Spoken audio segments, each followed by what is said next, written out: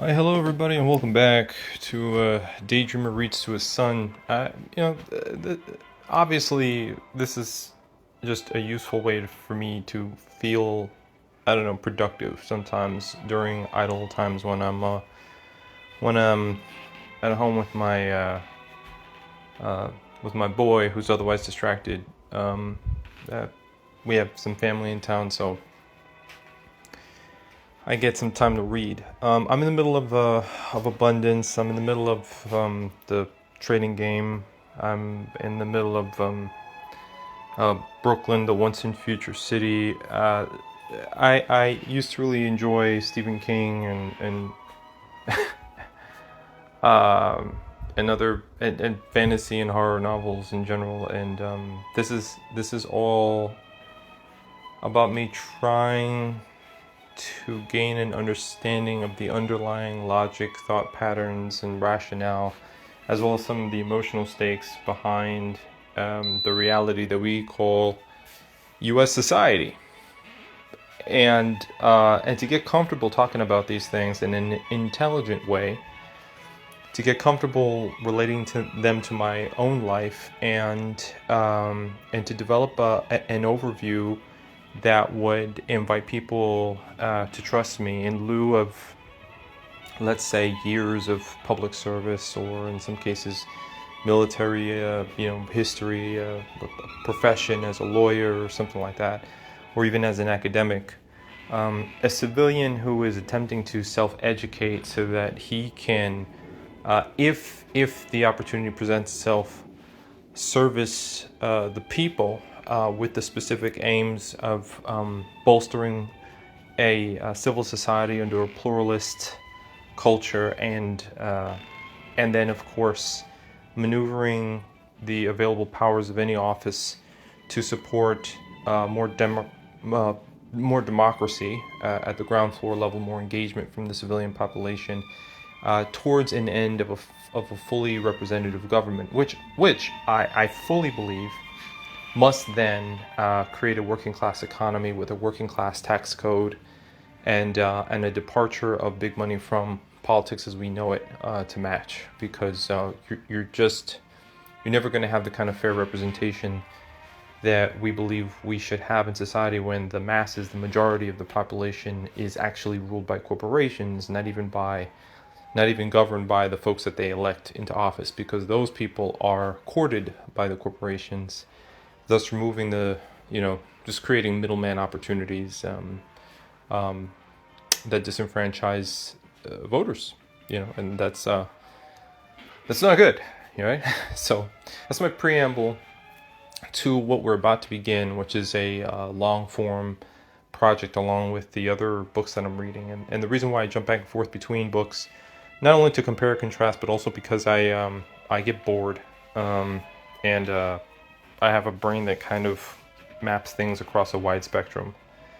So I'm going to take an opportunity to read the very first essay in the Federalist Papers. Without further ado, let's get started.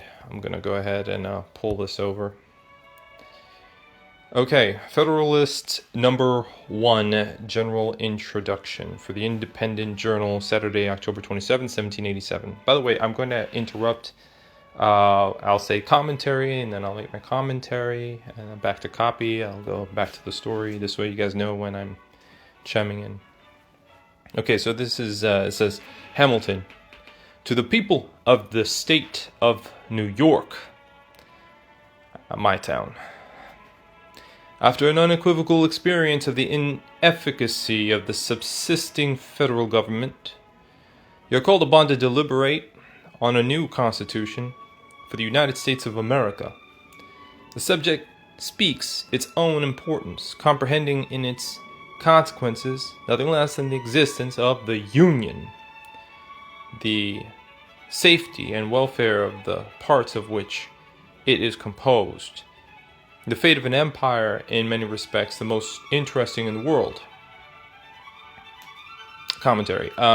It's funny how in the very first section he capitalizes the word union. He does this a little bit in the Declaration of Independence. Certain words that hold primacy on the page. And it's interesting that he uses the word union when our association of union is essentially a coming together of individuals, against the powers to create some fairness, to exact some penalties on abuses, to essentially seek a social justice.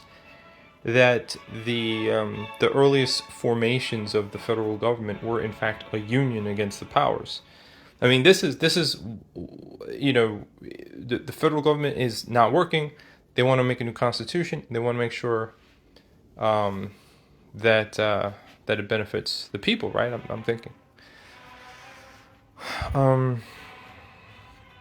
Okay, back to copy. It has been frequently remarked that it seems to have been reserved to the people of this country by their conduct and example to decide the important question whether societies of men are really capable or not of establishing good government from reflection and choice, or whether they are forever destined to depend for their political constitutions on accident and force. If there be any truth in the remark, the crisis at which we are arrived may with propriety be regarded in the era in which the decision is to be made, and a wrong election of the part we shall act may, in this view, deserve to be considered as the general misfortune of mankind. It's basically saying that, look, it's a careful thing to ask that we actually deliberate over what could be, rather than just allowing, let's say, legacy or money and power to decide our fate for us. If we make a bad decision, it's going to be something that we'll regret. I think that's how I'm interpreting this. By the way, that's commentary. Sorry. Back to copy. This idea will add the inducements of philanthropy to those of patriotism, to heighten the solicitude which inducements of philanthropy to those of patriotism. Okay, commentary. So he wants to merge. He wants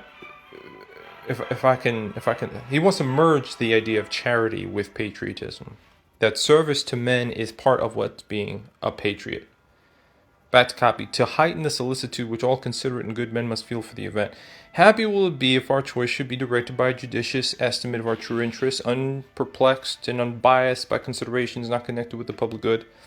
But this is a thing more ardently to be wished than seriously to be expected. The plan offered to our deliberations affects too many particular interests, innovates upon too many local institutions, not to involve in its discussion a variety of objects foreign to its merits, and of views, passions, and prejudices little favorable to the discovery of truth. Okay, commentary.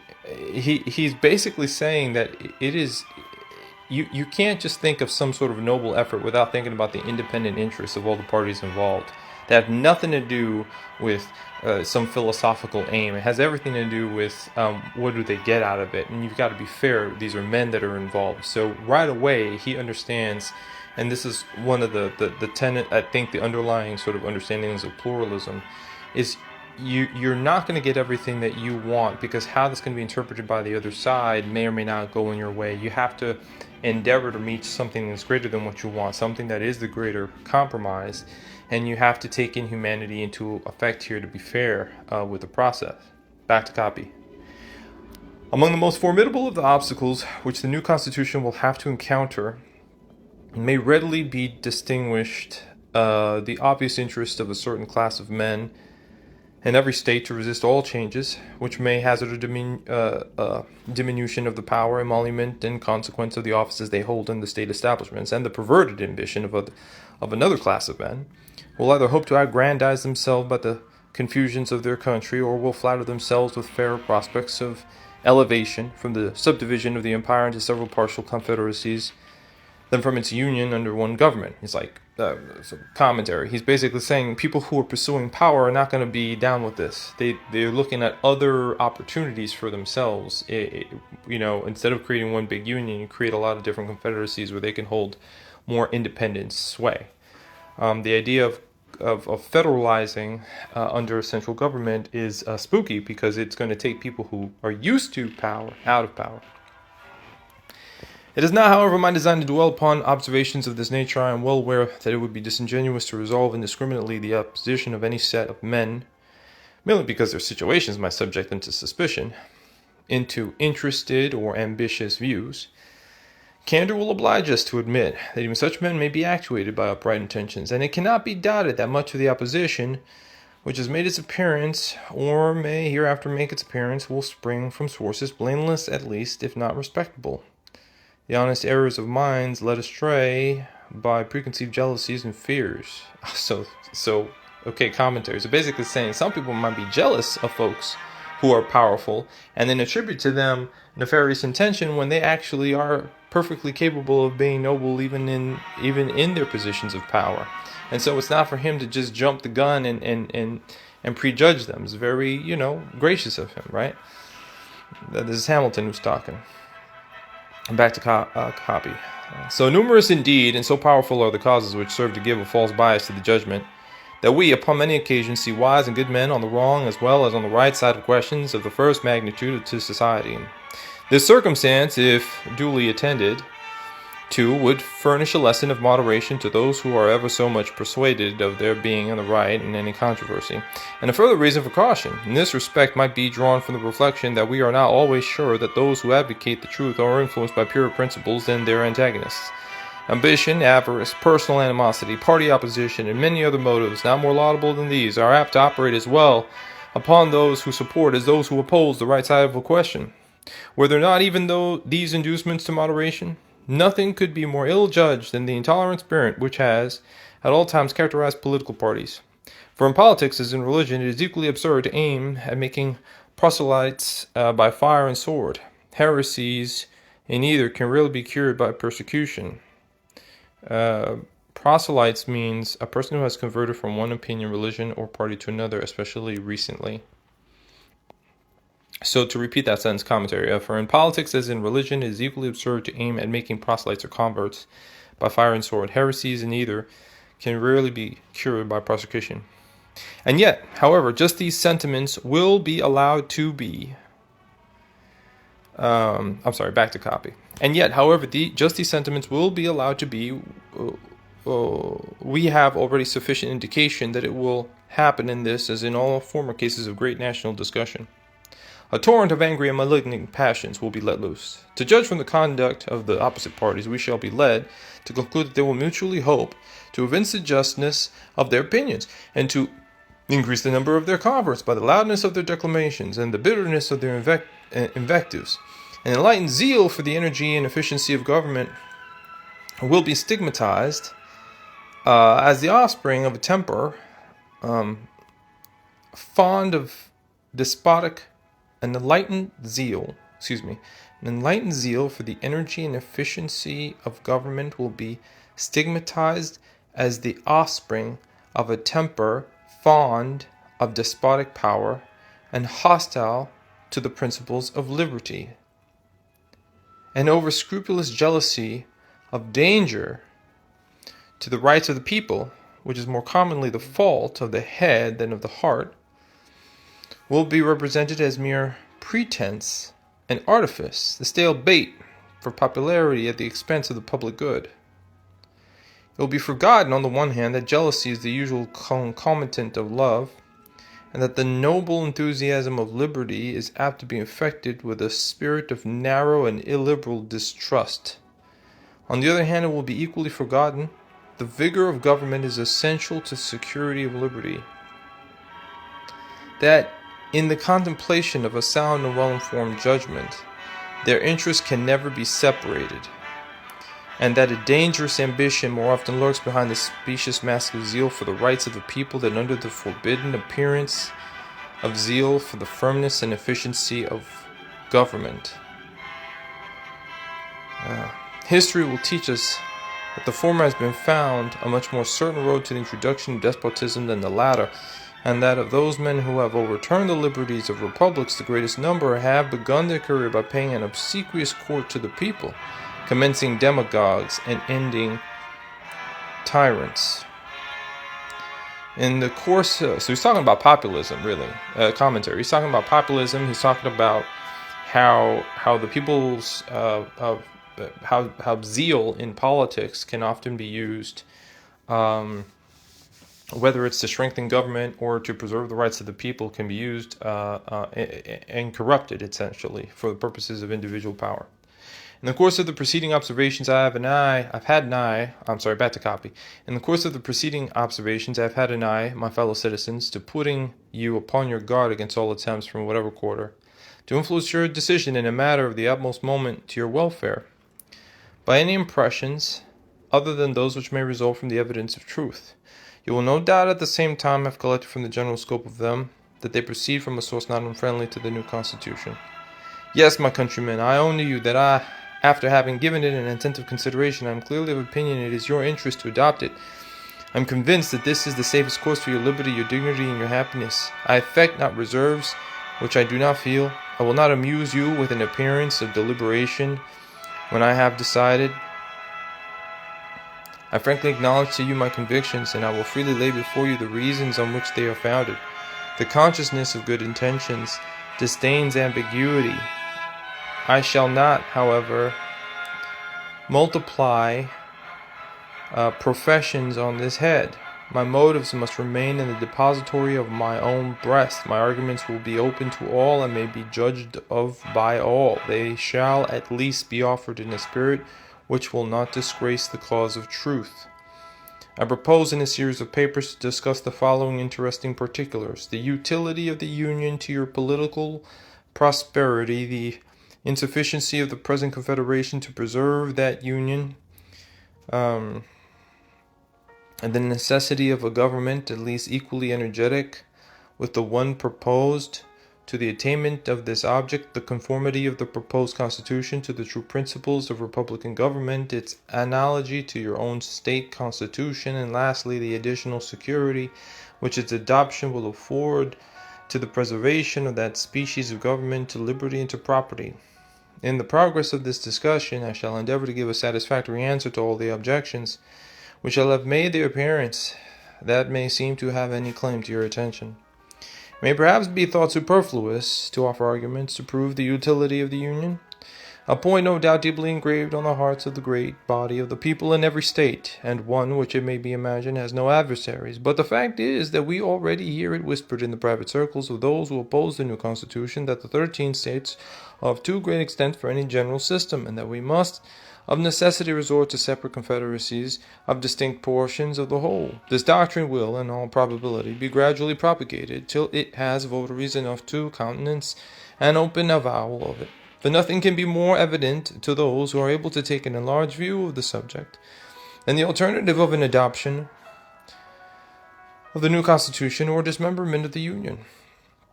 It will therefore be of use to begin by examining the advantages of that union, the certain evils and the probable dangers to which every state will be exposed from its dissolution. It shall accordingly constitute the subject of my next address. Publius.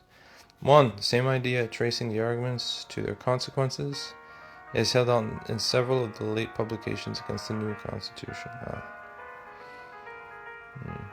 Okay. Alright, cool. So commentary. Alright, so that was Federalist Paper number 1, and is the introduction of the Federalist Papers as a whole, explaining that there are arguments against the initial Constitution of the 13 colonies, and how they have to basically rewrite it, thinking ahead to some of the problems that are happening, so that they can basically put something on the books that will last.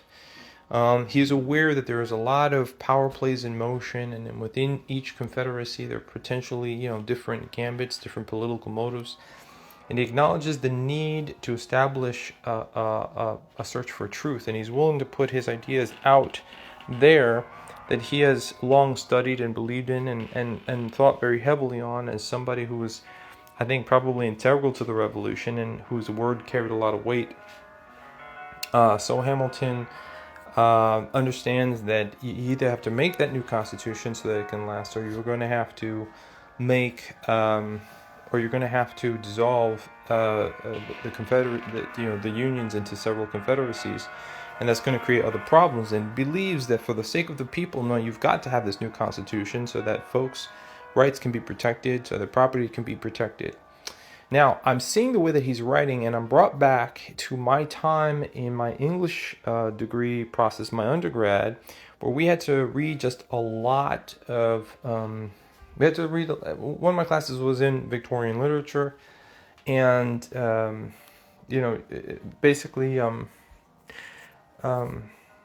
God, so many authors, so many books. Wuthering Heights, that sort of thing. Emily Bronte, Jane Austen, things like that. I think Jane Austen or Jane Eyre. I think it's Jane Austen. It was really a long time ago. But one of the things that I'll tell you about Victorian literature and classic literature is that I distinctly remember, I guess because they were paid by the page, that you had to put every nuance of emotional causality and consideration into the space such that thinking was the drama. You had this thought that was colored by that perception that was addressed by another person that made this person more wary to speak up. I mean, there was so much that was not left to the imagination when it came to bringing you into the headspace and into the voice of different characters. All of their backstory was laid bare throughout their thinking and was interwoven quite naturally with their dialogue, such that you weren't exactly bored. You were intrigued because they treated emotional nuance, I think, with a certain respect and almost like an appreciation, and they didn't want and that explaining it in itself was an art form, right?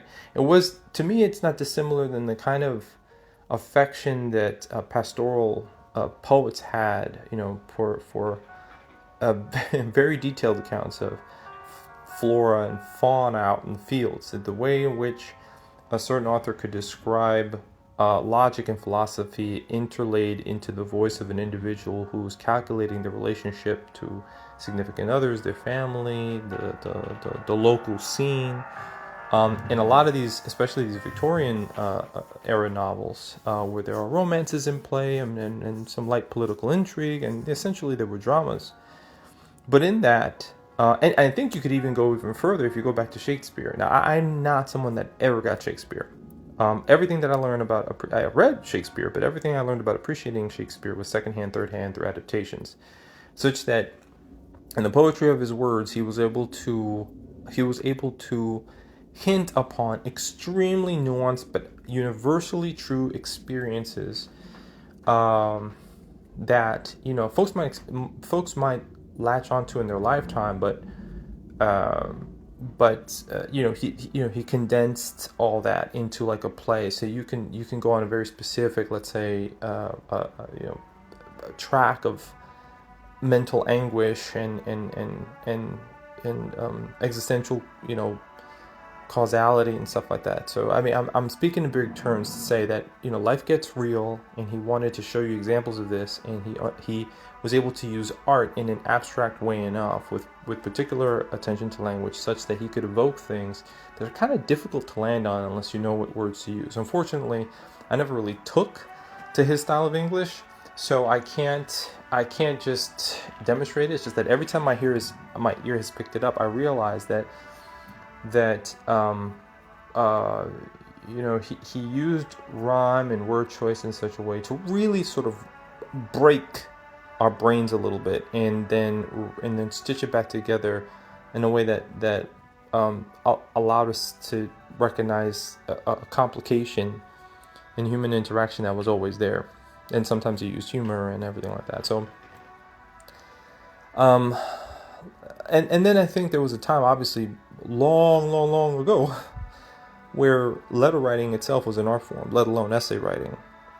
So the reason why we consider the Founding Fathers rather genius is because their mind was their computer at that time, and they had to hold a lot of concepts and a lot of reading and so much of philosophy in their mind, including war, including politics. They had to hold it all in their mind at once, and they had in history. They had to hold it all at once. And I think when your brain is operating at that level of capacity, where it's binding together so many, heavy quadrants of information, about people, about places, about events, current events that are transpiring, the fate of people as an occurrence of these events. You're going to think rather conceptually, tactically, all at once, and you're going to draw conclusions. If you're really meditating about the will of the people, and if you really care about it and you love it, such that you can envision an entire government, you're not going to arrive at writing about it easily. And when you do get there, you're gonna sort of be obsessed with being as accurate and as thorough as possible. So as far as essay number 1 goes, I am really excited because I like words. I'm not an academic anymore, and I'm not someone who's read as avidly long forms of essays or even novels the way that I used to when I was a kid. But my love of the English language, and I'll say love easily because I don't think you can really appreciate. I'll explain this. One of the best experiences that I had in both my English undergrad and my film undergrad was in taking the interest when you're not stressed, when you're really not thinking about money, success, career, whatever the case is, and you're sitting around. You could be alone or in a room with other writers. And you know that there's something specific that you're trying to express, and you know that the words exist, and you're just playing around trying to find them, right? That actually, independent of all those other stresses, can actually be a very meditative, enjoyable, soulful experience. There are words that work, that are authentic. There are others that you throw away. And that indicates an underlying, I think, divinity to language, because you have to have a talent and you have to have a sense. Maybe, and talent is subjective, but I think amongst writers, right, there are some people that will throw themselves at it and they really have to learn some solid techniques because their imagination just doesn't hit. They have to learn it the way other people have to learn, mechanically. But for some reason, it's not like that. For some people, it's not like that. For some people, when they sit down with a group of words and they're trying to find the right ones that work, they feel like they're approaching a flow state. And it's awesome.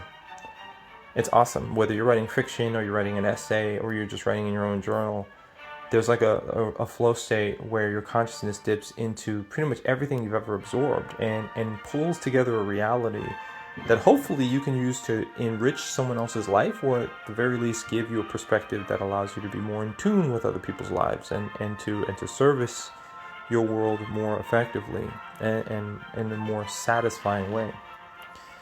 So I feel that. I feel that in the writing of Hamilton right now, and I feel that when I would read the Declaration of Independence and the Constitution. I feel like there is a care and a concern because they understand that these words are going to be relied on, especially with the brain drain that would happen over the centuries as we became more dependent on external sources of information and tools available to us to essentially free our minds, but to do what with it?